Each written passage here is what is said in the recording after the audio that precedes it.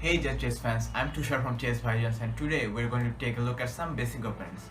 Maybe you're a chess player trying to find an opening to learn, or maybe you are just trying to find an opening that fits your playing style. We'll discuss all this in this video. So without any further delay, let's get right into the video. Let's get started with the opening choices. For white, the most common move for white is to play e4. It is a really strong move. It controls the center and controls the key d5 square.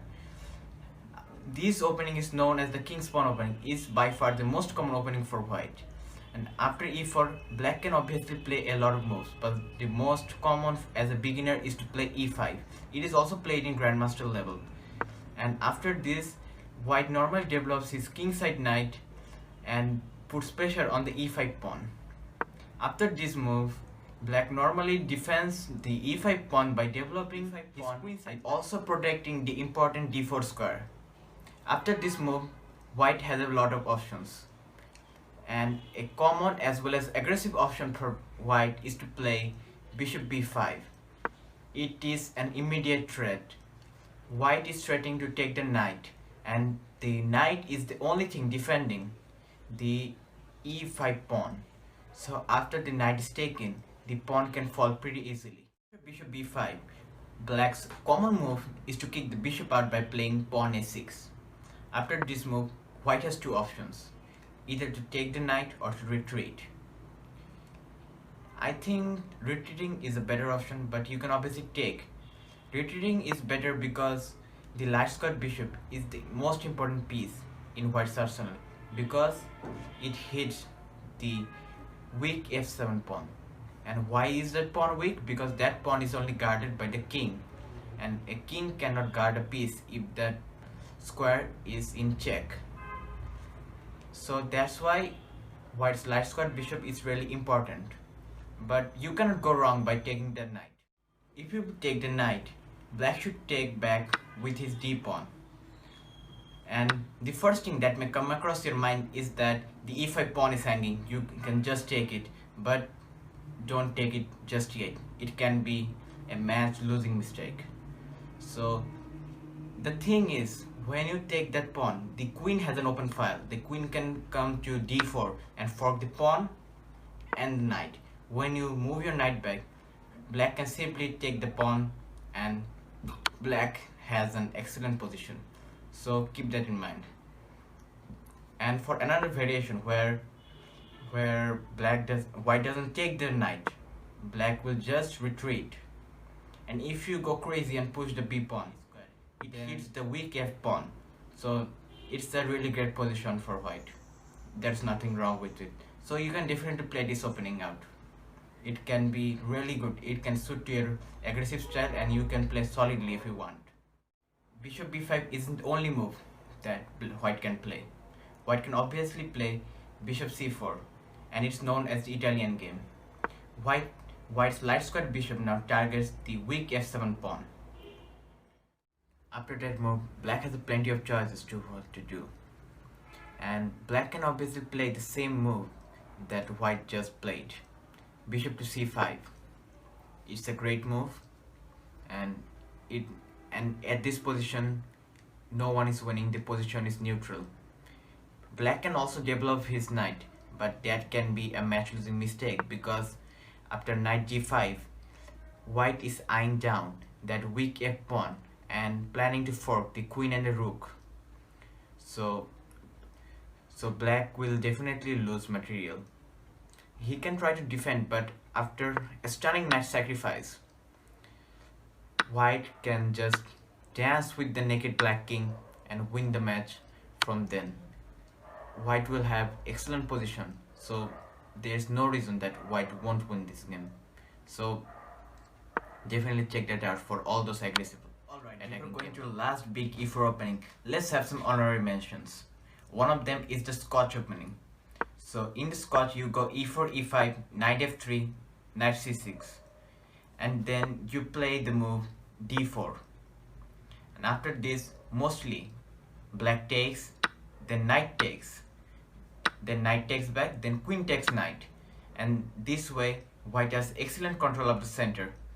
So this opening follows all the opening principles. that you know. But I don't personally like this opening. So another honorary mention I should say is the reti opening. It starts with knight f3. It actually forces black to play the opening d5. And after this you can transition the reti opening into just a queen's pawn opening, or you can go for the king's Indian opening from the white side. And another thing you might notice is e4, e5, and then a sudden move d4 is known as a center game. This opening is used to set up a lot of gambits such as Danish Gambit.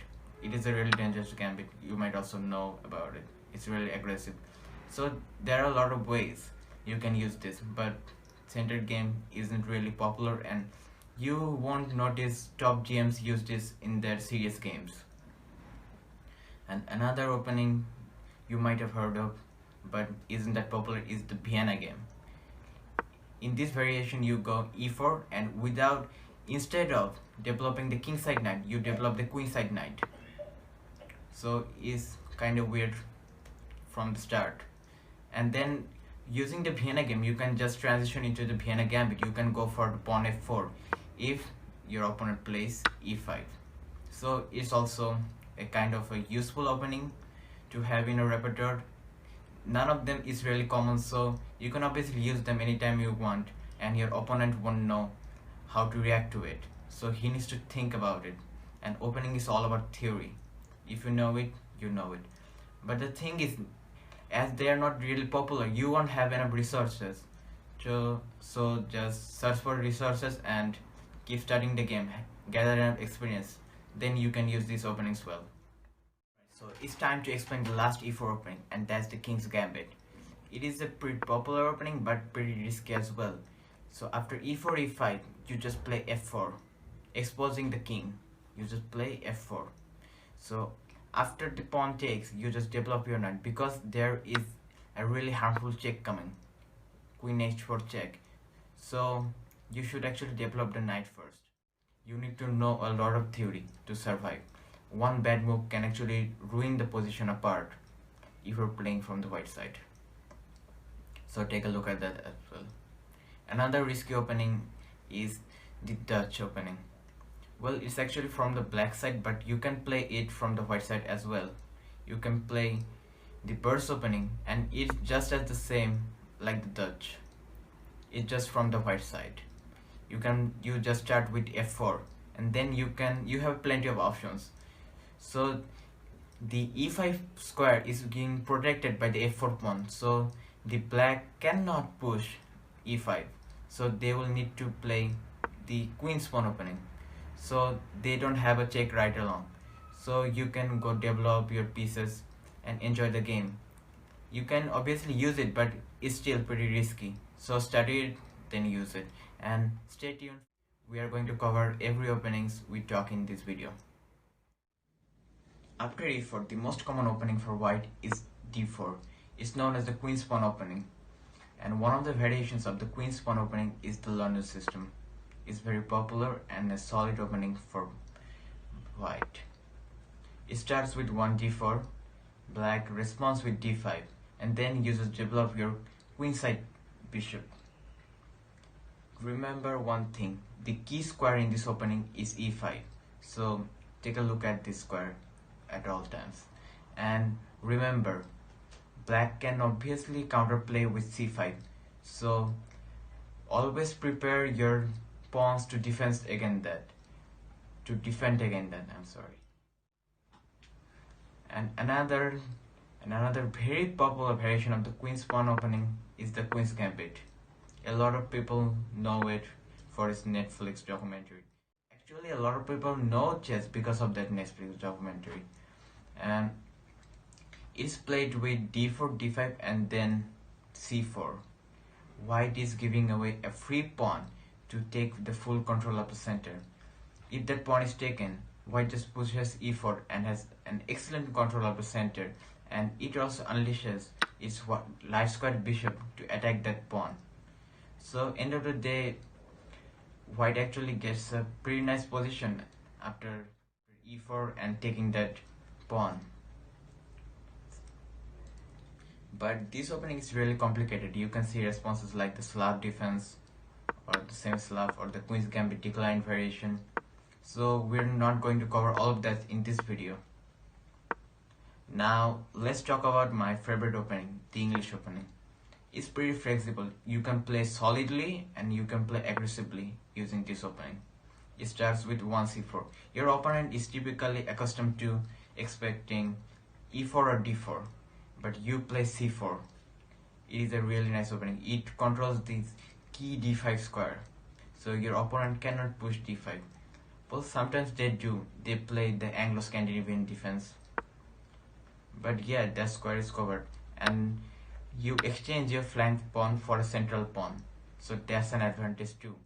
So we are going to bring a video out about the English opening pretty soon, probably next week. So subscribe to the channel and keep an eye on that video. So we have already reached the ending point of this video. The thing I would like to say is, it is my first time doing YouTube videos, so I have stuttered a lot. English isn't my first language, my mother tongue is English, so I stuttered a lot. I forgot notations at times. I made some silly mistakes during talking. I'll pin a comment to let you know what mistakes I made so you can correct it. I would like to apologize for all that. Just forgive me because I'm just a rookie. I don't know anything about it. I just started. Maybe it hasn't been even 1 week, so it would be great if you could apologize me for my mistakes. So since I'm done with apologizing, then I would like to thank everyone for watching this video. Sub to the channel would be extremely awesome and supportive for us. It would boost our morals by a lot. And sorry again, in this part I want to say forgive, and instead I said apologize. I'm really sorry. Just forgive me. Until then, stay hungry, stay foolish. Thank you everyone.